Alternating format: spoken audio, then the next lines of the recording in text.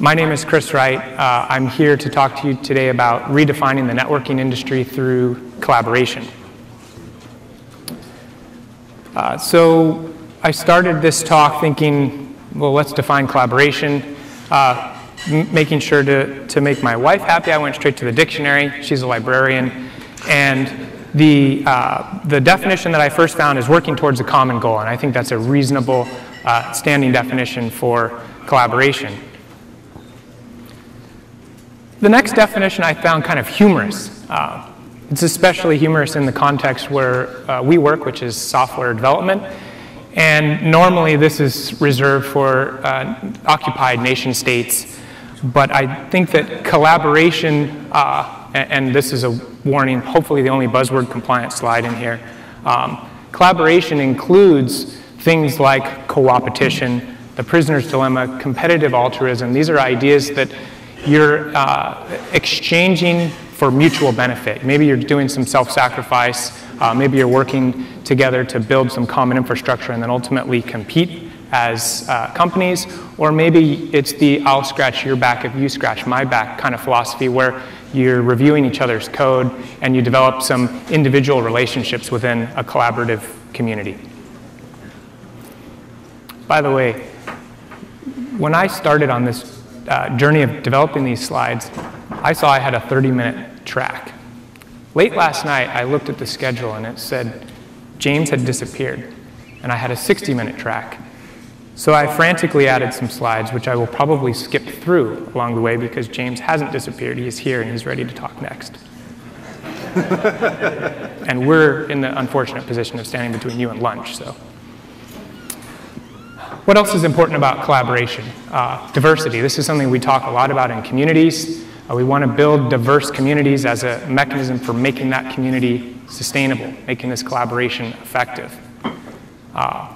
Diverse inputs lead to innovation. This is where we want to fail fast and fail often. We want to see as many new ideas coming into projects as the project can withstand.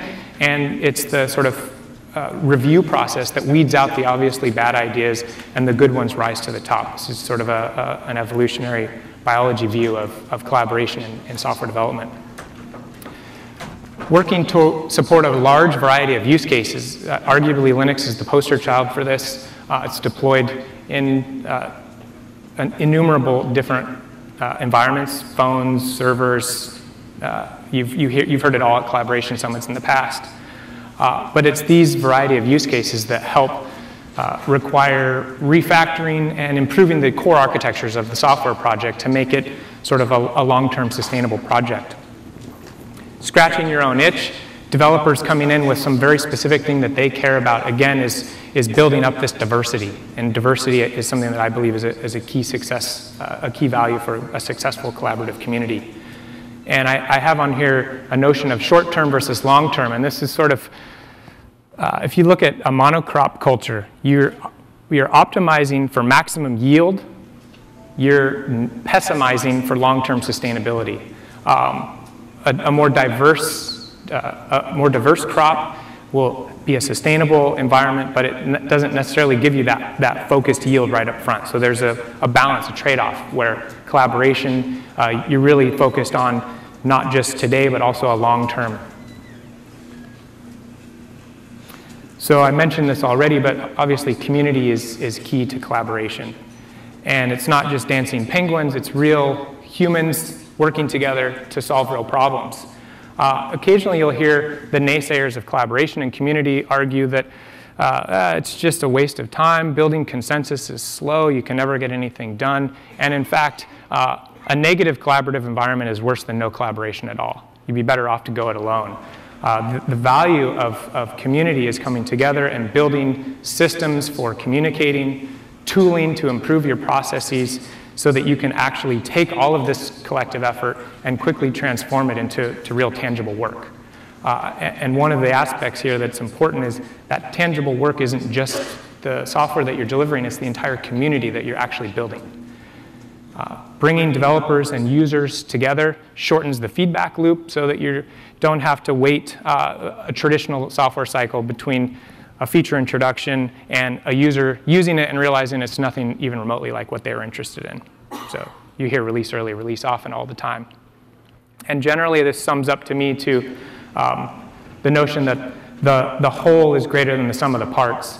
And something that I usually refer to in this context is community building, making an effective community, taking source code and developers and turning that into an effective community includes some magic pixie dust. And I would argue that nobody really knows what that is. We can sort of identify all these piecemeal parts, but there's something unique that happens within successful communities, and these are just some of the attributes that we see.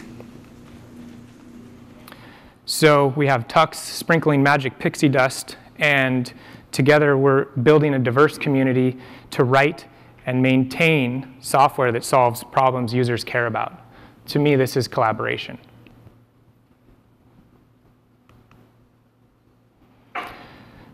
So eventually we'll start talking about networking, I promise. We got collaboration.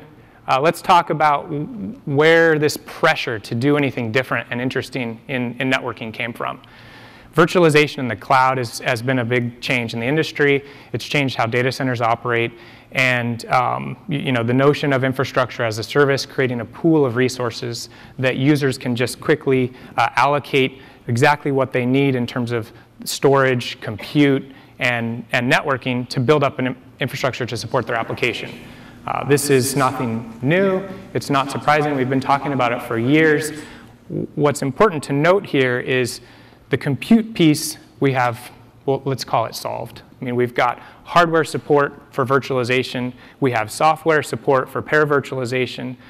In the storage side, well, there's certainly room for growth, but we at least have the ability to do things like thin provisioning and rapid templating to build it into your infrastructure as a service, something that looks like storage virtualization, or the ability to apply storage concepts to a virtualized environment. Networking, however, just sort of remains status quo. Seems to be working well for the last 20 years. We've got these awesome debugging tools like ping. Come on, what else do we need? So let's reflect on the state of the art of networking. Not a coincidence that it's an old silo showing up here on this photo. A traditional networking device, it's got a control plane and a forwarding plane, and these two components are tightly coupled. They're within a piece of hardware. Typically, the forwarding plane is a piece of hardware focused on pushing packets. The control plane is enough to give an administrator some mechanism for interacting with that device, setting up some packet forwarding policies, and then those packet forwarding policies are pulled into the forwarding plane, and the forwarding plane is responsible just for pushing packets. These interfaces to manage the control plane tend to be arcane, often CLIs with no real notion of remote APIs or stability from release to release. The requirement to manage each network device individually is a huge complication and expense in a data center. So while you have a distributed internet, you're often managing each individual device directly. And as a result, costs scale very directly with your increase in bandwidth or increase in network capacity. So devices do share state. You go and configure devices locally. Depending on the type of device and the types of protocols that are being used, they are sharing state and propagating state information around the network. And this is actually one of the really amazing things about how networkings work today. They're quite effective at doing this. There are some issues that we see in large networks where sharing the state, the convergence time can be slow. It's got some upsides, which is with this distributed state that it's ideally fault resilient. So each of these devices are making localized forwarding decisions influenced by a variety of inputs from the rest of the network. But the important thing here in this context is those forwarding decisions are made very localized.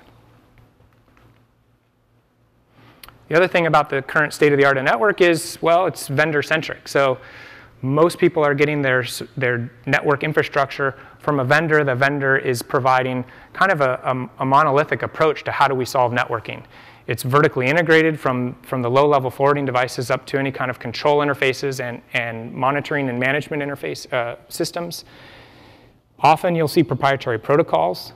And as a result of these kind of CLI and kind of missing APIs, you see minimal automation. Maybe the automation is confined to a vendor-specific tool, but for a user or an administrator to automate how they manage their entire network, which could in fact be made up of heterogeneous vendor equipment, it's a real headache. It's a real nightmare. This is something that eliminates the ability to rapidly change your networking infrastructure.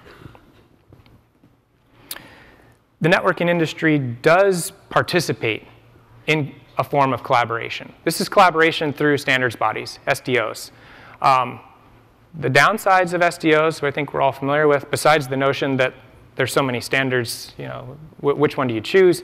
There's the fact that these changes are slow. They're often political. The upside is they focus on interoperability. And within the IETF, there's a long-running notion of rough consensus and running code.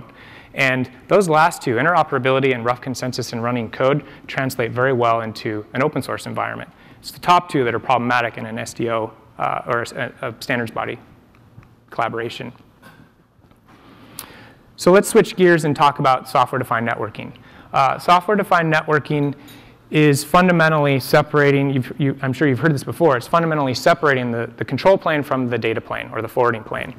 It's built on open standard protocols, so we still have SDOs involved. And it's important to note that the result of all this is programmability or agility of your network. So you're giving the administrators the tools they need to manipulate their forwarding devices without requiring somebody to go out and touch a CLI on every one of those devices or use some proprietary systems management tool. Another thing that's important to note is while there are open standard protocols involved, normally when you hear SDN, you hear OpenFlow. You often hear them conflated, and I would really urge you to consider that OpenFlow does not equal SDN. I glibly say it's an implementation detail, and arguably that's true. There are SDN environments that don't even use OpenFlow. The value of OpenFlow really is that it helped the industry kickstart a new discussion. This new discussion is about the separation of the control plane from the data plane, and this is just a way to implement that. It's fairly low level. There's some concerns about the actual details of the OpenFlow protocol. It's something that will evolve. Maybe it will evolve into the one great protocol, but it's important to note that these two are not directly tied to one another. I hail from Portland. Those of you who watch Portlandia will be familiar with putting a bird on it and calling it art. Software-defined networking is putting an API on it. Let's put an API on the network so that we can manage the network programmatically manage the network and build that agility that we're trying to achieve within our data centers, which we've already done on the compute side and the storage side. Which brings us to OpenDaylight. OpenDaylight is, at its heart, an open source software-defined networking controller project.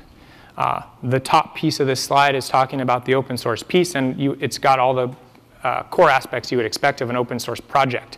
It's open, it's transparent, it's merit-based. These are the critical pieces of collaboration that we discussed at the beginning of this talk.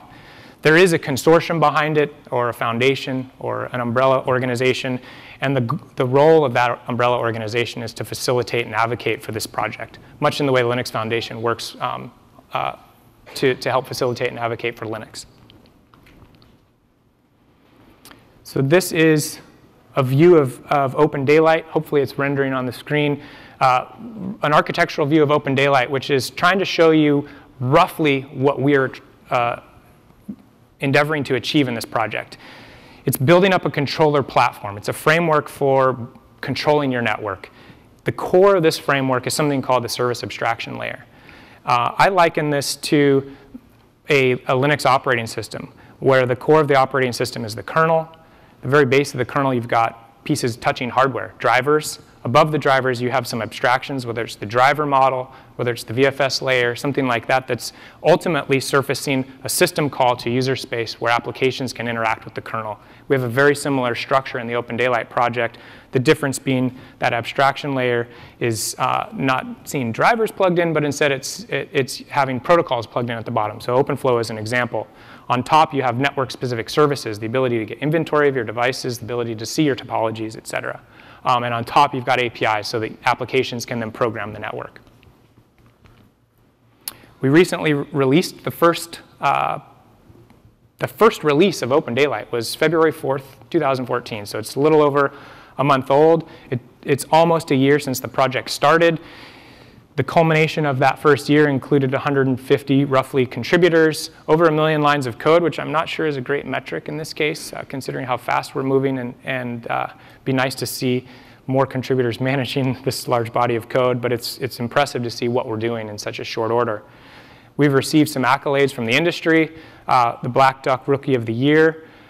We've been finalists in the Open Networking Summit, SDN Idol competition, and in Interop as an SDN controller.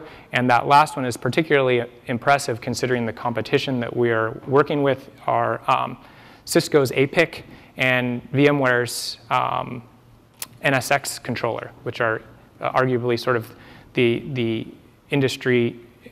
leading industry incumbents in this space. I think I'll skip this. This is a lot of the details of the actual project, so feel free to ask me later about that. And we'll move on to network functions virtualization. This is something that's been in discussion in the industry for roughly 18 months, so not a long time. It's gone from non-existent to you can't turn a corner within the networking industry and hear NFV uttered in that short period of time. What is it? I'm not sure if everybody here has heard of NFV. NFV is the notion of functions or network functions or services. These services could be anything from firewall, NAT boxes, intrusion detection systems, DPI boxes, particular functions to the telco industry, building up the packet core of a mobile telecom service provider's infrastructure, or all the content caching that happens in a service provider environment. These are all things that are trapped currently in hardware devices.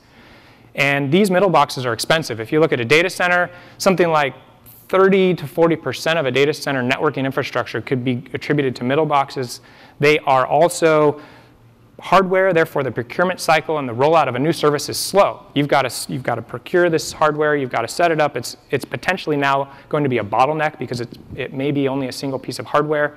And from a telecom provider point of view, you have to over-provision for peak capacity with this hardware. So you need to be really sure that a new service that you're rolling out in your infrastructure is going to be useful and successful straight away.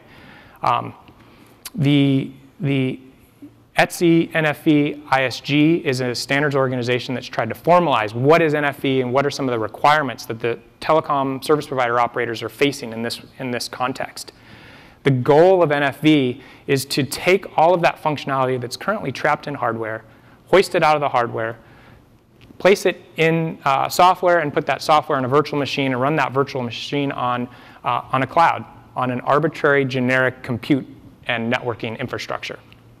This is a really interesting premise. It's a huge industrial shift from the current service provider world where you've got hardware, it's highly available, you're talking 5 nines, to let's build something that looks like a cloud. We have a distributed scale-out architecture. We could build a large pool of capacity and scale up scale out our requirements as we have peak times, and at the same time we could introduce new services sort of on the Web 2.0 scale where we try some services. If they don't work out, we get immediate feedback from our users and we either change or augment or drop that service, something that you could never do in a hardware environment, which is it's just too expensive.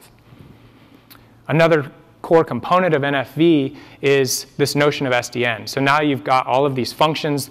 Typically, a packet flow needs to go between functions, and the ability to steer packets from function to function is something that an SDN controller is perfectly suited for. So when you hear SDN and NFV and you hear them in concert with one another, this is why. This is about taking functionality that was once trapped in hardware, putting it into virtual machines, and using an SDN controller to steer traffic from VM to VM. What does this mean in practice? Well, it's open source projects that are really driving the technology behind all of this transformation. At the bottom, you see Linux and KVM. Within a hypervisor, a compute node, you see something like a virtual switch. That virtual switch may be accelerated with technology like DPDK or the Open Data Plane project. And the goal here is to provide computing resources that are 100% focused on packet processing. So there's an important notion here of efficiency. You're not necessarily looking at a general purpose compute infrastructure where you've received some packets, you do application processing, and you generate a response. The entire application's goal in life is to do packet processing. On top of that, you have things like libvirt and OpenStack and OpenDaylight all combining together to build this new infrastructure that service providers could use to solve their network functions requirements.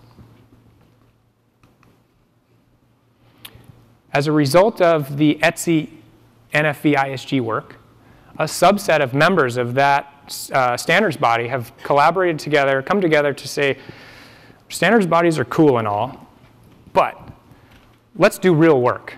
Let's go turn this from a bunch of white papers and a bunch of requirements into something that is tangible. We could do proof of concepts within our data centers. We can get developers working and collaborating together to build this infrastructure to transform our industry. As a result of that, this sort of subset of the ETSI NFV ISG has started this nascent effort to build something that we're calling OpenNFV. OpenNFV is trying to transform from just an SDO effort to a real open source effort. Bring all of this in from standards and white papers and turn it into code and development and collaboration. It is nascent. We literally have had a couple of meetings. It's remarkable, the interest, and it's something that is likely to continue and move forward, and I'm really enthusiastic that we'll be able to see success and take some of these requirements and translate that into real code and modifications to all the relevant projects that I listed before. Well, what's left? We've got centralized control and management. We've got moving middle boxes out of hardware and into software. There's one piece that we haven't touched on at all, and that's the actual forwarding plane, the data plane. The data plane is also under transformation, and this is arguably one of the most interesting things, especially from a core Linux point of view. I'll say this is close to a buzzword. I don't really care for it, but disaggregation is the term that the industry is using within the context of this data plane transformation.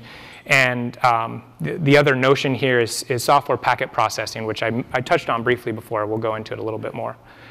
Disaggregation is just separating hardware from software. So what we're talking about here is taking hardware that's coming from IDMs, ODMs, and this is white box hardware that's just standalone hardware, like an x86 server comes with no operating system on it. Decoupled from that is the software that runs that platform. And this software looks suspiciously like Linux. In fact, it is Linux in most cases. There are companies already doing this. You see companies like Cumulus, who have taken on as their entire mission statement, building up this software infrastructure to run on this white box commodity hardware.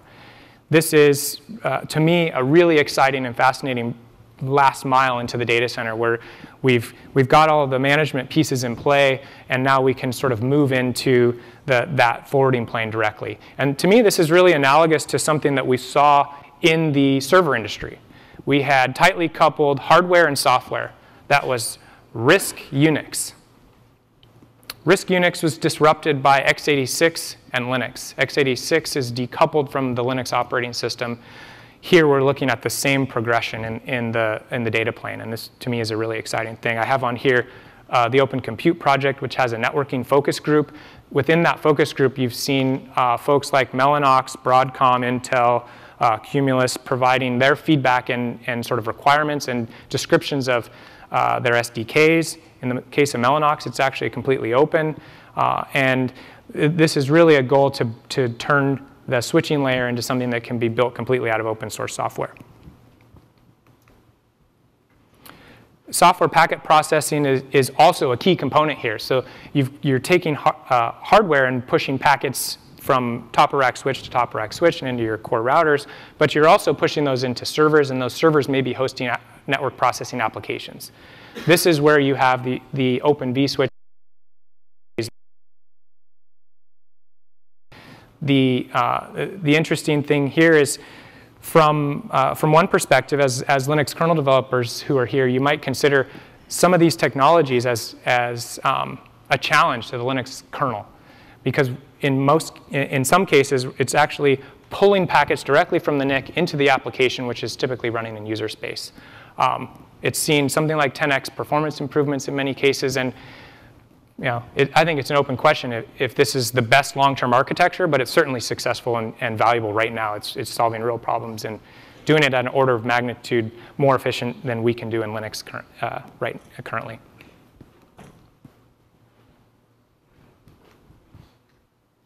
Well, maybe that's it. See if I can.